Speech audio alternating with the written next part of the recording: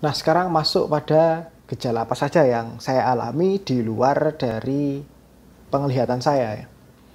Ada sih beberapa, tapi ini adalah efek dari obat-obatan yang saya konsumsi.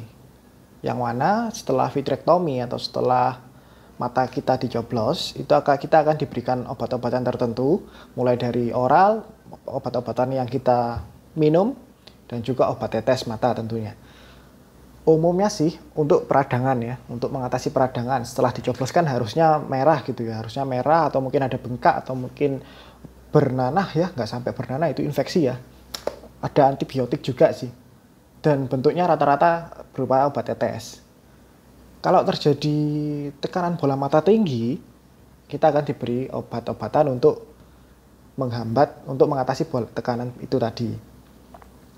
Nah kalau saya diberikan obat-obatan untuk mengatasi bola mata tinggi dan juga peradangan. Dan setelah saya dioperasi, saya mengkonsumsi sesuai aturan dokter tentunya.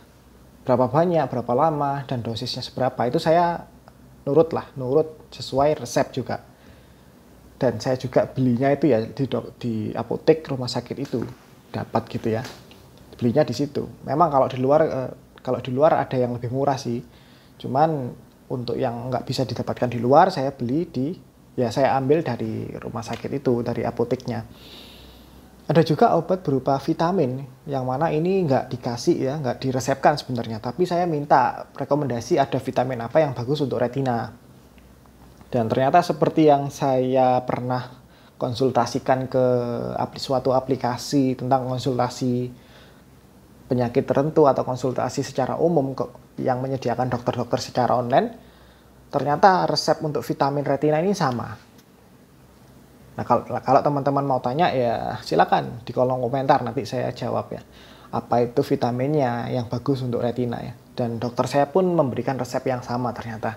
Jadi ya karena kalau menggunakan resep itu ternyata lebih mahal, maka saya beli di marketplace, lebih murah dan lebih dapat banyak. Memang sih agak riskan ya, tapi nggak masalah bagi saya. Karena itu vitamin sih. Tapi tetap ada resiko yang lain ya, jadi jangan ditiru juga teman-teman. Di apotek luar tanpa resep itu memang sudah murah, tapi ternyata ada yang lebih murah lagi begitu saya cari-cari. Jadi ya saya beli, saya konsumsi setiap hari satu kali. Itu vitamin untuk menutrisi retina intinya. Kemudian yang paling berpengaruh untuk gejala yang saya alami yaitu obat untuk mengatasi tekanan bola mata tinggi.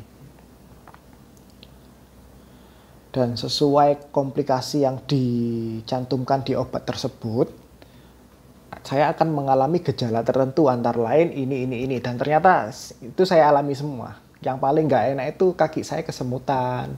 Terus seluruh anggota tubuh yang kalau biasanya itu kalau kena kalau kita gunakan sedikit itu harusnya nggak masalah, tapi begitu saya gunakan agak lama dikit itu langsung rasanya gampang kesemutan. Intinya setiap anggota tubuh gampang kesemutan, kemudian gampang ngantuk karena obat itu. Kemudian telinga saya yang tadinya memang sudah berdenging bertahun-tahun ya, sejak saya SMP, tepatnya 12 tahun yang lalu, jadinya lebih keras dengingannya karena obat itu. Terus apalagi ya, gampang bikin saya pusing obat itu. Jadi memang nggak enak sih komplikasinya, tapi saat saya konsultasikan ke dokter mata saya ya nggak ada obat lain selain itu untuk mengatasi tekanan bola mata saya. Dan mending merasakan itu semua daripada bola mata saya nanti syarafnya rusak karena tekanan yang tinggi. Ya saya sempat harusnya diberi resep 4 kali diminum 4 kali dalam sehari, tapi saya cuma sekali gitu ya. Ya tapi ya jangan ditiru juga teman-teman. Itu kalau benar-benar nggak nyaman aja sih kan. Waktu itu saya benar-benar nggak nyaman, terus nggak bisa tidur, terus kayak gemeteran gitu karena obat itu tadi. Padahal ngantuk tapi nggak bisa tidur, gimana itu. Ada pusingnya juga, ada kesemutannya. Dan memang efek obatnya memang seperti itu. Itu yang bikin nggak nyaman. Oh iya teman-teman, saya lupa menyebutkan ada gejala yang saya alami di penglihatan saya saat tekanan bola mata tinggi. Jadi saya baru tahu kalau tekanan bola mata saya tinggi itu baru menemukan pola. Ternyata kalau tekanan bola mata saya tinggi itu kalau saya buat habis duduk kemudian langsung berdiri, atau habis tidur kemudian langsung duduk, atau duduk langsung berdiri, intinya di mana ada perubahan gravitasi yang signifikan, ini menyebabkan aliran darah kita ini turun ke bawah, ke kaki, dan di area atas ini jadinya kurang pasokan oksigen dan kurang pasokan darah intinya ya. Ini membuat mata saya yang AR ini, yang tekanannya tinggi, jadinya gelap. Hanya sementara sih, beberapa detik doang. Saya pernah mengalami hal tersebut, dan kalau saya searching dulu, saya nggak pernah periksa masalah itu.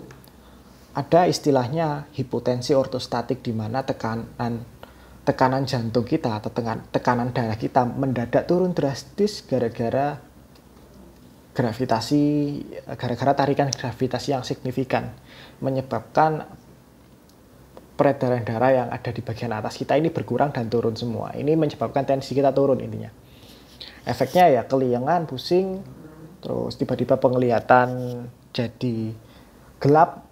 Saya dulu pernah mengalami itu saat intinya sebelum AR saya juga pernah mengalami itu. Kemudian gejalanya mulai membaik, namun begitu sudah AR ya, ini mungkin bisa karena efek obat juga ya. Bisa kambuh karena efek obat juga. Mungkin ini bagi saya asumsinya seperti itu. Dan ketika tekanan bola mata saya tinggi, nah ini ada hubungan juga ya. Ternyata ketika tekanan bola mata saya tinggi, saat saya buat duduk kemudian langsung berdiri, atau dari tidur langsung duduk atau langsung berdiri secara seketika, atau bahkan nggak seketika pun, mata AR saya ini langsung gelap. Sedangkan mata yang normal ini biasa aja. Nah, anehnya di situ. Maka asumsi saya, waktu itu kok gini ya? Apakah mungkin gara-gara sarafnya itu pernah lepas, kemudian jadinya mengkerut semuanya termasuk pembuluh darah di mata. Ketika saya periksa, ternyata tekanan bola mata saya tinggi banget. Tinggi banget hingga menyebabkan darah yang harusnya dipompa ke pembuluh darah di mata ini nggak nyampe karena kalah sama tekanan yang tinggi. Makanya terjadi gelap. Ini asumsi saya cuma berasumsi saja. Tapi begitu tekanan bola mata saya mulai turun, gejala itu hilang. Cuma keliengan sedikit saja. Gelapnya nggak ada lagi. Dan juga saat tekanan bola mata saya tinggi, saya bisa melihat cahaya, atau saya bisa melihat di mata AR saya, mata yang pernah dioperasi ini, saya bisa melihat pembuluh darah saya yang berdetak sesuai jantung saya. Jadi kelihatan ini pembuluh darah kayak kilat gitu ya. Saat jantung saya berdetak, jedep itu kelihatan putih kayak kilat gitu. Itu kalau tekanan bola mata saya tinggi. Jadi pola yang saya temukan di kasus saya seperti itu. Makanya saya bisa tahu kapan tekanan bola mata saya tinggi. Sekarang saya bisa tahu seperti itu karena ada pola yang saya temukan. Nah, mungkin teman-teman mengalami gejala yang bermacam-macam ya. Mungkin pusing atau apa gitu ya, terus tahu-tahu saat diperiksa tekanan bola mata tinggi. Nah, usahakan menemukan pola biar teman-teman itu ngerti porsi aktivitas teman-teman, karena aktivitas, posisi tubuh, dan juga level stres, pikiran itu semuanya berpengaruh ke tekanan bola mata. Khususnya penderita glaukoma, ini tips yang sangat berguna ya tentunya ya. Jadi temukanlah pola dan harus mengetahui kapan dirasa tekanan bola mata tinggi, karena nggak mungkin kan kita berkali-kali check up untuk ngetes, untuk ngecek bola mata kita itu tekanannya berapa, kan nggak mungkin gitu. Jadi sebagai pendeteksi dini atau pendeteksi awal kita ya, kita ketemukan polanya saja. Kalau saya seperti itu. Apakah ada pusing saat tekanan bola mata saya tinggi? Sebenarnya sih kalau bisa dibilang pusing enggak ya, tapi kayak ada yang menekan. Itu pun dalam 1 jam mungkin 2 kali. Jadi menekan sebentar ya, kayak menekan sebentar gitu, sebentar doang. Dalam 1 jam itu 2 kali mungkin, setiap 1 jam gitu. Begitu tekanan turun lagi, ya sudah biasa saja seperti mata normal pada umumnya.